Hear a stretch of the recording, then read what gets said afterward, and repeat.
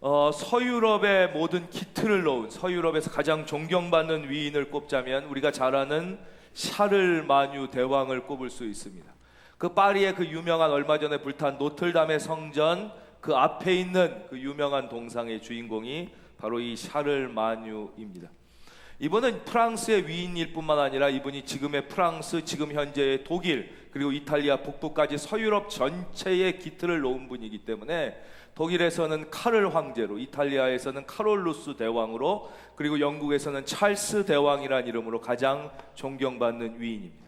굳이 우리나라 위인을 빗대어 설명을 드리자면 세종대왕과 이순신 장군을 더하고 거기에 광개토대왕을 더하고 도산 안창호와 율곡 이이를 더한 정도의 인물이라고 할 수 있습니다. 지금부터 한 200년 전에 이분의 무덤이 발견됐습니다. 많은 고고학자가 이분의 무덤을 발굴하다가 놀라운 걸 발견했는데, 거의 이분의 살아있는 것과 거의 흡사한 모양의 동상이 발견된 것입니다. 그 동상의 그 모습은 황제의 관을 쓰고 화려한 황제의 옷을 그대로 입고 한 손에는 황제의 권위를 나타내는 호를 들고 있었는데, 무엇보다도 학자들이 놀란 것은 그 황제의 동상의 무릎에 성경책이 놓여 있었다는 것입니다. 그 성경책은 펴져 있었고 샤를마누 대왕은 분명히 손가락으로 성경의 한 구절을 가리키고 있었습니다. 그 구절이 샤를마누 대제, 즉 서유럽을 전체를 평정한 위인이 자기의 가장 사랑하는 아들, 딸들에게 남긴 유언이고 후손들에게 반드시 남기고자 하는 가르침이었습니다. 그 유언은, 그 가르침은 바로 마가복음 8장 36절입니다. 화면을 보시겠습니다. 사람이 만일 온 천하를 얻고도 자기 목숨을 잃으면 무엇이 유익하리요? 그는 분명히 알았던 것입니다. 우리가 추구하는 이 세상의 모든 것, 그 어떤 명예, 부, 아니 그 샤를 황제처럼 전 유럽을 다 얻는다고 해도 예수 그리스도의 십자가 보혈을 발견하지 못해 그 생명이 영원히 죽게 된다면, 즉 참 생명과 목숨을 얻지 못한다면 이 세상의 모든 것은 아무것도 아니라는 것입니다. 여러분, 우리는 비록 이 세상에서 작고 초라한 존재일지 몰라도 그 어느 것과 바꿀 수 없는 영원한 생명, 십자가의 은혜로 하나님의 자녀된 것을 감사하고 찬송해야 할 줄로 믿습니다. 우리 교회에는 재적으로, 그러니까 멤버십으로 한 1,500명이 넘는 2035 소위 청년 세대들이 있습니다. 등록 숫자는 그렇지만 실제 출석하는 것은 그보다 적습니다. 그래서 얼마 전 보고에 의하면 우리가 많이 나왔을 때 한 778명 정도의 청년 대학생들이 나왔고, 그때보다 지금은 약 오부 예배가 시작되고 한 100명에서 130명 정도 숫자가 늘었으니까 많으면 800대 후반, 900대 초반 정도 숫자의 청년들이 주일날 출석한다고 할 수 있습니다. 적다면 적지만 또 다른 많은 교회에 비해서는 상당히 많은 수의 청년들이 나오고 있는 것이 사실입니다. 근데 우리는 왜 또 2035 가슴 벅찬 하나님의 꿈, 주님 2,000명의 청년들과 함께 하나님의 꿈을 꾸고 싶습니다. 우리는 왜 그런 기도를 드리고 청년 대각성 집회를 하려고 하는 것일까요?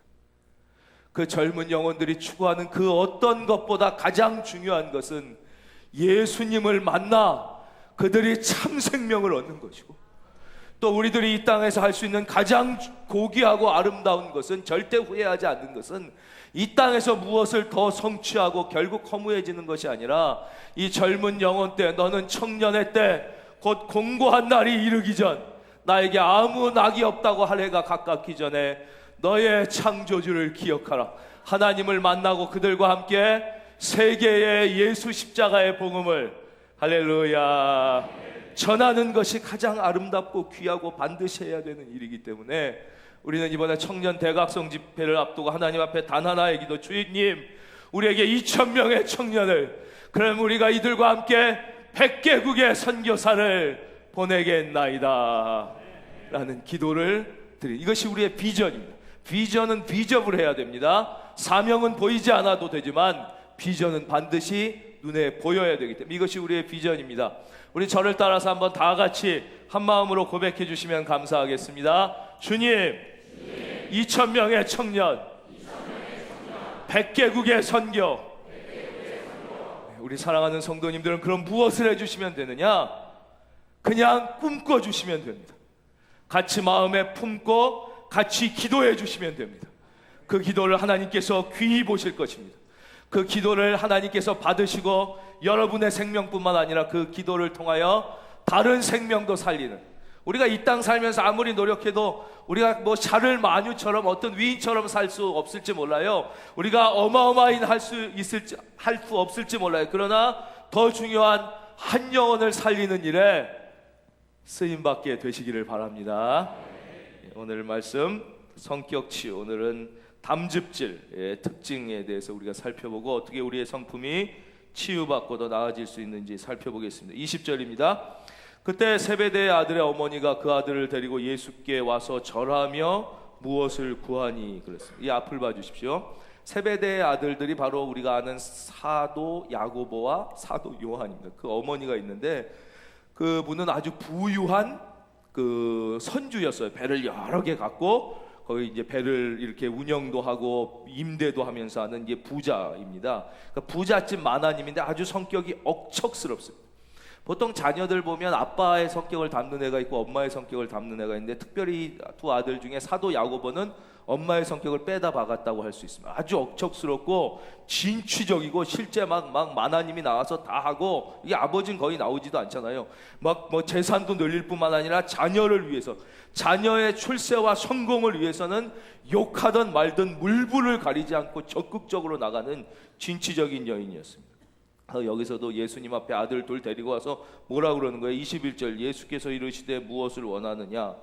이르되 나의 이 두 아들을 주의 나라에서 하나는 주의 우편에 하나는 주의 좌편에 앉게 명하소서. 우리 아들들 1등 만들어주세요. 애들보다 뒤처지면 안 되니까 특별히 막, 소위 말하는 치맛바람의 원조 같은 여인이라고 할 수 있습니다. 예수님께서 하도 기가 막히니까 22절, 예수께서 대답하여 이르시되 너희는 너희가 구하는 것을 알지 못하는도다. 그런데도 막 뭐라 그래요?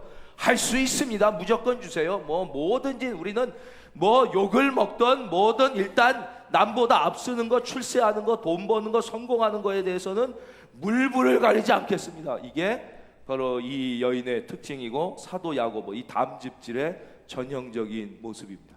그러니까 성격이 급하고, 담즙질은 좋은 점으로 치면 추진력이 있지만 대단히 또 냉정하고 냉혹하며 다른 사람을 잘 생각하지 않습니다.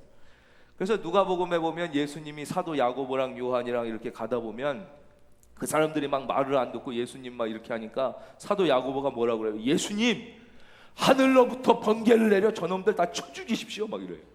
예수님께서 너 무슨 말을 그렇게 하냐 막 꾸짖는 모습이 누가복음 9장에 나올 정도로, 그래서 별명이 보아너게입니다. 보아너게, 우레의 아들이라는 거예요. 그건 왜냐? 그 엄마가 우레 같았다는 것도 있어요. 우레 막 아주 그런 성격입니다. 이런 이 담즙질의 성격인 사람은 예수님을 믿으면 노력도 있고 헌신도 있고 열심도 있는데, 문제는 말씀의 순종이 아니라 자기 중심적 헌신을 할 때가 많습니다. 자기 주장이 강하고 자기 중심적이기 때문에 하나님 앞에 크게 쓰임받지 못하고, 이 성격이 치유되지 못하면 하나님께서 만들어주신 자기의 인생의 영역보다 훨씬 작은 영역을 살게 됩니다. 아주 냉정하고 냉혹하다고 그랬습니다. 이 사람들 중에 주로 조직 폭력배 두목이 많다고 그랬죠.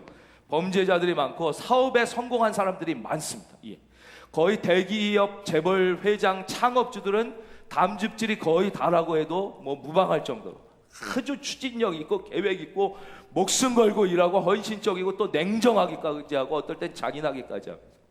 주로 성공한 사업가들 중에 많고 아주 성공한 정치인 중에 많습니다. 아주 뭐 정치계 거물, 그러니까 죄송하지만 대통령 정도 하신 분들은 거의가 다 담즙질이라고 봐도 무방할 정도로 담즙질 성격이 많습니다. 그러나 그렇게 잔인하고 냉혹하고 화를 잘 내고 추진력은 이때 주변 사람을 잘 돌보지 않다 보니까 주로 끝이 안 좋은 경우가 많습니다.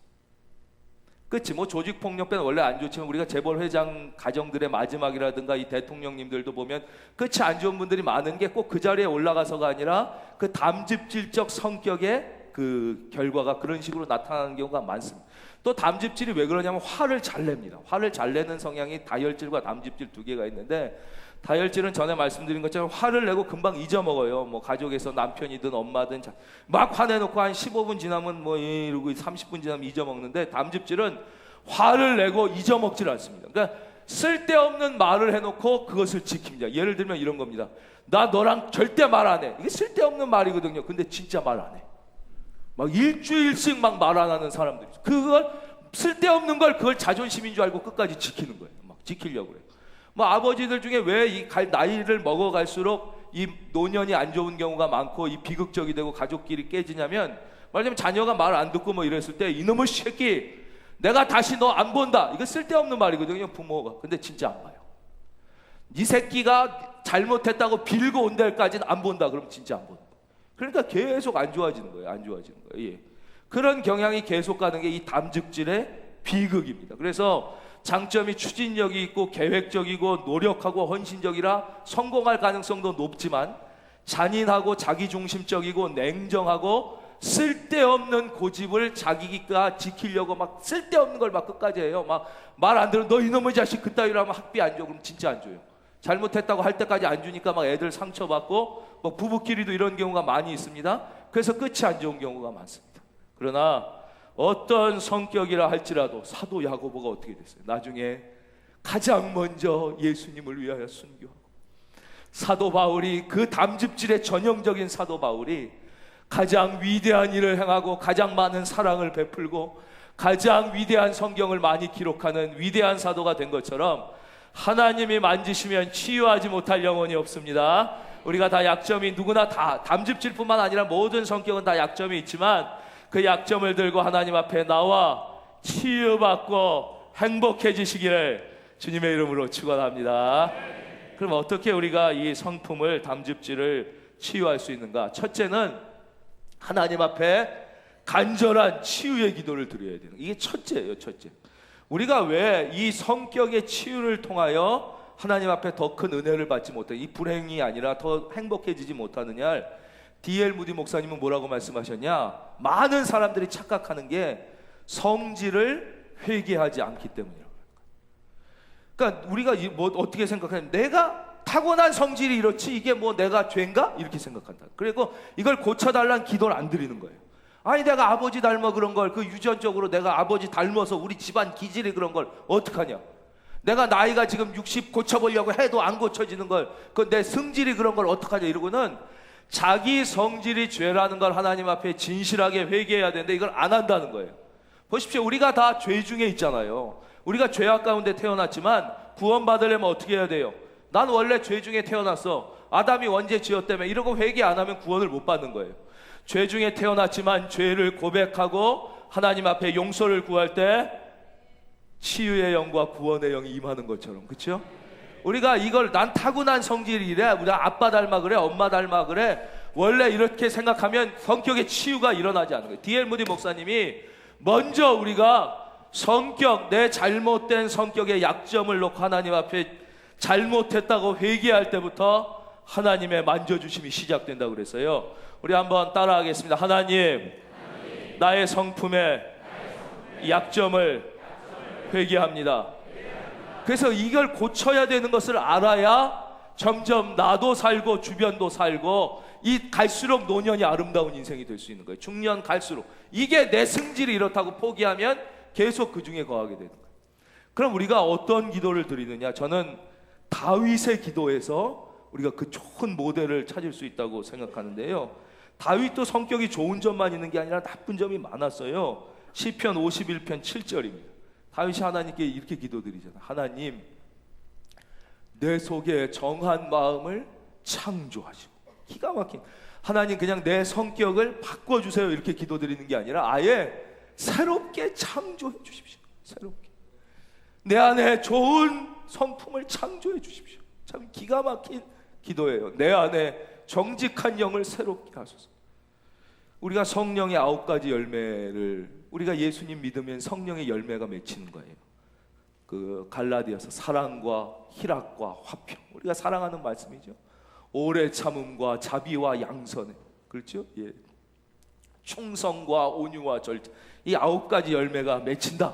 우리가 은혜 받고 성령 충만하여 살면 이게 열매가 맺히는 게 다른 말로 하면 창조되는 거잖아요. 처음에 나무에 열매가 없잖아요. 그런데 뿌리를 깊이 내려서 은혜를 받고 하나님을 향하여 햇빛을 받으면 그 열매가 이렇게 없던 게 생겨나는 거예요. 창조처럼 우리 안에 약점이 많고 좋은 성품이 별로 없고 이럴지라도 하나님 앞에 우리가 이렇게 간절하게 기도드리면 진짜 사랑의 마음과 기쁨, 저는 여러분의 마음에 기쁨이 많기를 바랍니다. 진짜 우리 현대인의 마음이 너무 우울해요. 그렇죠? 예, 진짜 참 기쁨이 없어요. 희락, 예, 화평, 너무 우리가 늘 불안해하고 초조해요. 화평, 오래 참음, 자비, 양성, 충성, 온유, 절제는 거기서 맺히는 거예요. 열매가 맺히는 거예요. 바로 이 다윗의 기도자였죠. 하나님, 내 안에 정한 영을 창조. 우리가 이 기도를 드려야 돼요. 하나님 아버지, 내 안에 좋은 성품을 창조하여 주시옵소서. 그냥 우습게 대충 하지 말고 간절하게 회개하고 이 성품이 바뀌면 인생이 바뀝니다. 인생이 완전히 바뀌는 거예요. 인생이 다 결혼해서 살아보셨죠? 누구랑 살 때 좋냐? 성품 좋은 배우자를 만나는 게 인생이 바뀌는 거예요.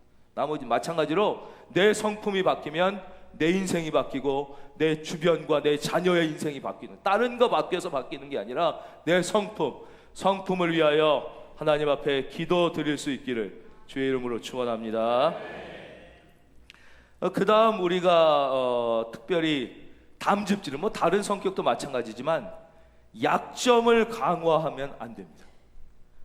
우울질의 약점이 있죠. 비관적이고 주저주저하고 나서지 못한다. 그 약점인데 계속 난 원래 비관적이야. 난 원래 좀 새로운 걸 시도를 못해. 난 원래 그래. 난 원래 선교 새롭게 가기가 힘들어. 난 원래 자꾸 이렇게 자기가 원래 그래 그러면 어떻게 돼요? 장점은 없어지고 그 약점만 계속 강화되는 거예요. 그렇죠. 점액질, 불평하고 불면하는 거 잘한다고 그랬잖아요. 난 원래 성격이 그래. 그래서 계속 불평과 불만만 하면 어떻게 돼요? 약점이 계속 강화되는 거예요. 계속 나빠지는. 마찬가지로 이 담즙질도 그 약점이 있어요. 그렇죠. 그 냉정하고 쓸데없이 화내고 자기 중심적이고 이런 약점을 난 원래 그래, 어쩔 수 없어 이러면 계속 약점이 강화되는 거예요. 계속 강화되는 거예요. 그러면 안 돼요. 나는 원래 그렇다 그러면서 약점을 강화하는 인생을 살면 시간이 지날수록 더 약점만 커지고 장점이 약해지는 인생이 되니까 절대 약점을 강화하면 안 돼요. 따라하겠습니다. 약점을 강화하지 말자. 그 어느 목사님께 그 신랑이 와가지고 신혼부부인데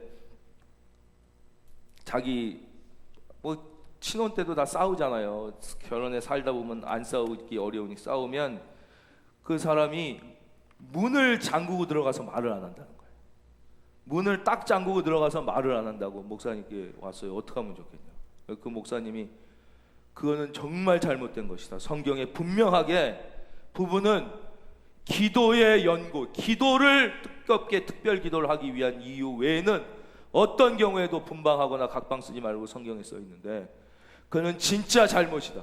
근데 그렇게 점점 강화된다는 거예요. 처음에는 이틀 말 안 하다가 그 다음 3일만 이러면 비참해지는 거예요. 그러니까 너는 앞으로 네 아내가 싸웠다고 문 잡고 안 열어주면 그 앞에 가가지고 나사렛 예수의 이름으로 명하노니 문은 열릴지어다 이렇게 외쳐야 돼. 안 열면 그건 주님 앞에 죄 짓는 거고, 그래도 안 열면 내가 가가지고 열쇠 수리공을 같이 가서라도 열어줄 테니 걱정하지 마라. 그게 뭐냐면 처음에 부부싸움 할 때 처음에 나는 부부싸움 하면 기분 나빠 말 안 해. 하루 약점이 강화되면 이틀 나중엔 일주일 나중에 한 달 부부가 남는다. 이거 한 예를 말씀드린 거예요. 우리가 이 특별히 담즙질 이런 사람은 난 원래 냉정해 이런 건 없어요. 하나님 앞에. 그렇죠? 난 원래 그래가 아니야. 약점을 절대 반복하여 강화시키지 말고 장점을 강화시켜야 되는 거예요. 장점을.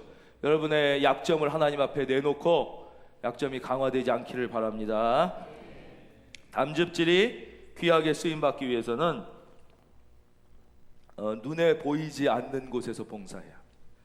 특별히 담즙질은 자기 주도적이고 자기 중심적인 약점이 많아서 열심히 하는 것 같아도, 여기도 보세요. 막 자기 열심히 나왔지만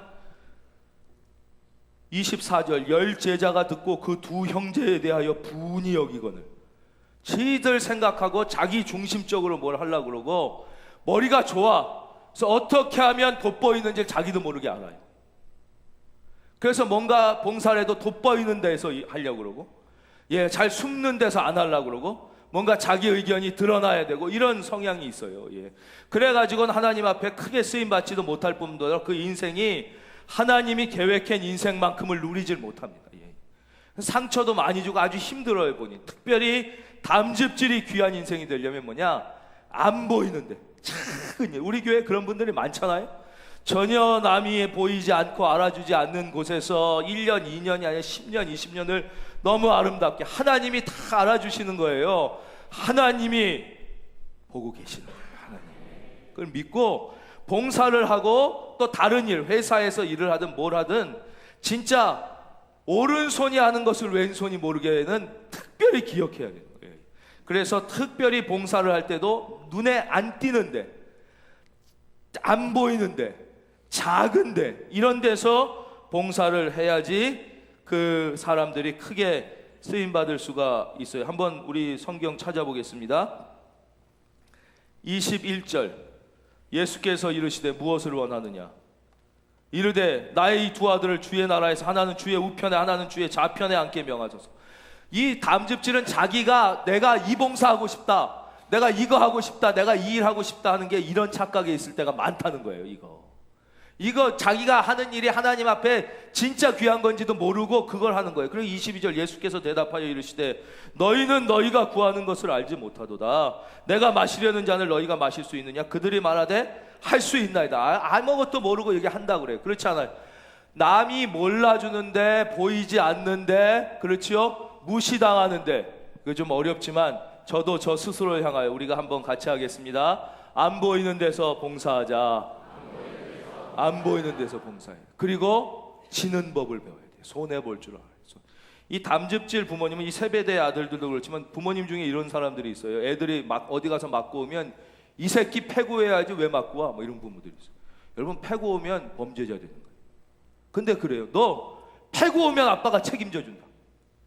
너 패고 오면 엄마가 책임져 줘. 맞고만 오지 마. 이거 큰일 나는 거예요. 이게 담즙질의 전형이에요. 이렇게 해가지고 그 범도 컨닝을 하더라도 1등해. 말하자면 이런 거. 지금 이런 것 때문에 엄청 문제가 되는 거예요. 어떤 수단과 방법을 가리지 않고 일단 쟁취하고 성공하고 돼야 된다, 이런 마음을 갖고 남 눈에 띄어야 되고 잘 돼야 되고, 그런 게 행복한 게 아니고, 그게 하나님이 보실 때 귀한 게 아니고, 다 자기의 자리가 있어요. 여기 주님이 뭐라 그래요? 이르시되 너희가 과연 내 잔을 마시겠느냐? 내 좌우편에 앉는 것은 내가 주는 것이 아니라 내 아버지께서 누구를 위하여 예비하시되. 그거는 하나님께 맡기고. 할렐루야.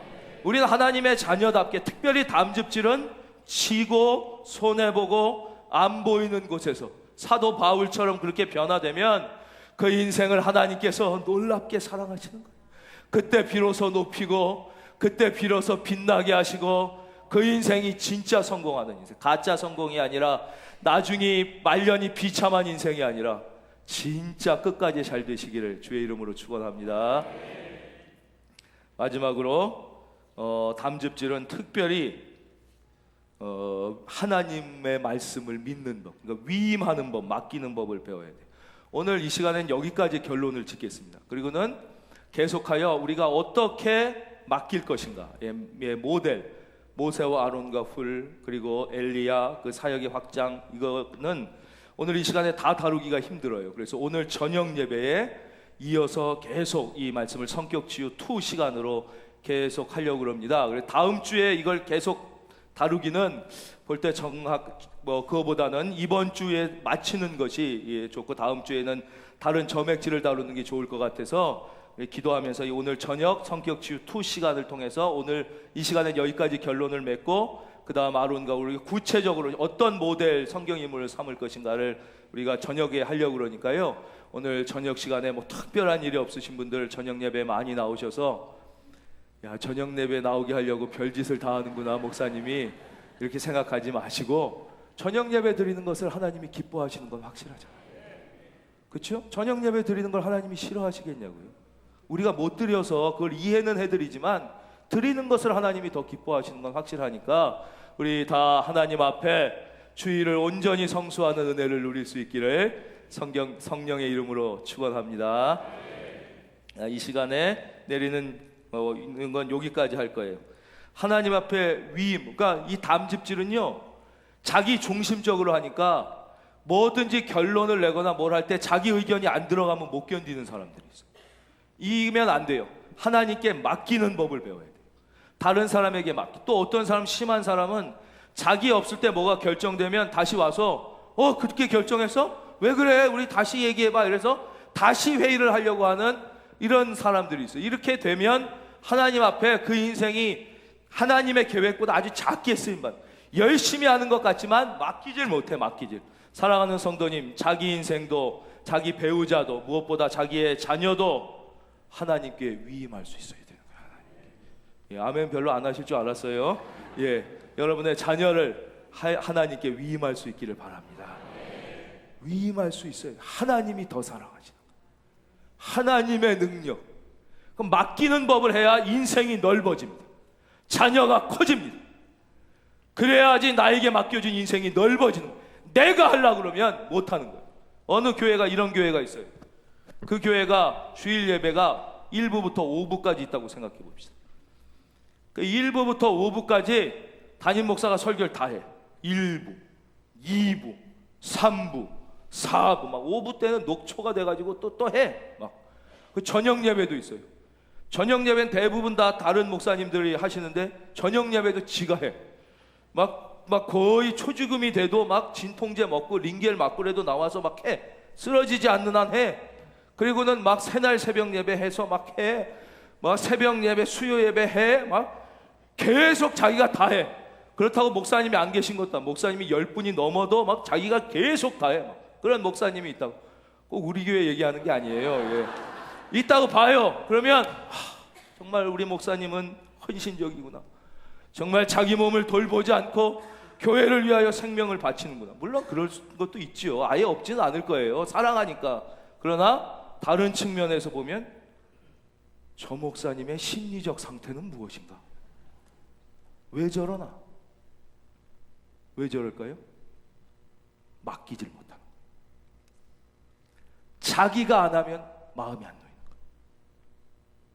죽더라도 쓰러지더라도 자기가 하다가 쓰러지겠다는 게 좋을 수도 있지만 위임을 못해. 위임을 맡겨야 함께 크고 확장되는데 사도 바울이 이 담즙질의 전형입니다. 못 맡겨요. 그래가지고 1차 선교여행 끝나고는 그 다음에 자기가 2차 또 가서 다 일일이 다 챙겨. 다 3차 막 다 못 맡겨요. 그러나 사도행전 20장을 보십시오.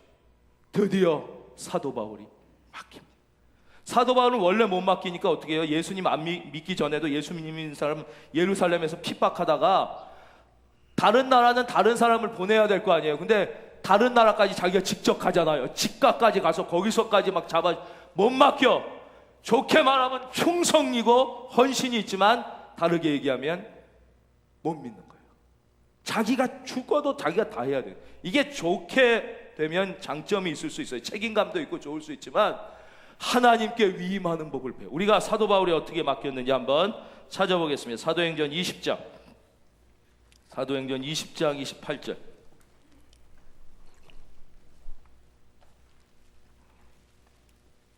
사도 바울이 드디어 주의 종들에게 사역을 맡기는 거예요. 20장 28절. 뭐 담즙질적 성향이 없는 분도 계시겠지만 우리가 다 함께 한번 읽어보겠습니다. 시작.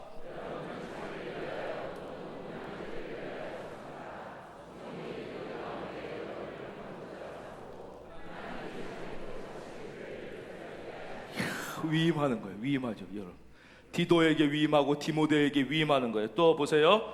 20장 32절. 무엇보다 주의 말씀을 믿고 맡기는 거예요. 20장 32절 화면 보겠습니다. 화면 준비해 주세요. 20장 32절. 지금 내가 여러분을 다 같이요. 시작. 지금 내가 여러분을 주와 및 그 은혜의 말씀에 부탁하노니 그 말씀이 여러분을 능히, 여기까지 하겠습니다. 여기까지. 말씀을 믿고 하나님을 믿고 맡기는 거예요. 이 목사가 설교 잘해서 성도님이 변화되고 은혜 받고 교회가 성장하는 게 아니라 말씀 자체가 능력임을 우리는 믿습니다. 우리는 믿습니다. 말씀 자체가 능력. 맡기는 거예요. 성령이 역사하게 맡기는 거예요. 예. 이게 그래야 우리도 새벽 예배는 좀 맡기고 수요 예배도 우리 이제 목사님들께 맡기고 우리 나중에는 저녁 예배도 맡겨야 될 때가 오는 거예요. 저녁 예배, 주일 예배도 일부 맡겨야 될 때가 오부 맡기고 한 3번 하면 되잖아요. 얼마나 하나님이 주시는 영감이 많은데 왜 딴 데 보세요? 위임하는 위임. 이게 위임하고 맡기는 훈련을 하지 않으면 자녀를 못 맡기는 거예요. 자기 인생을 못 맡기는 거예요. 자기가 그 섬김의 자리에서 섬김이 아니라 자기가 주도권을 놓칠까봐, 그러니까 이건 하나님 앞에 귀히 쓰임받지 못하는 것이 됩니다. 사랑하는 성도님, 나는 아무것도 아닌 것입니다. 우리는 나는 내 자신도 어떻게 할 수 없는 존재임을 하나님 앞에 겸손히 아뢰고 고백하고 먼저 내 자신을 하나님께 맡기고, 그렇죠. 우리가 말씀에 자녀를 맡기고 또 위임하고 손해보는 훈련을 할 때 우리 담즙질 인생뿐만 아니라 모든 성격은, 우리 모든 성격에 다 약점이 있잖아요. 정말 하나님께서 원래 계획된 대로 그 자기 계획보다 훨씬 작은 인생을 살아요. 우리가 그렇지 않고 크고 빛나는 인생을 살 수 있게 될 것입니다. 여러분 모두 위에 하나님의 큰 은혜가 있기를 바랍니다. 기도드리겠습니다.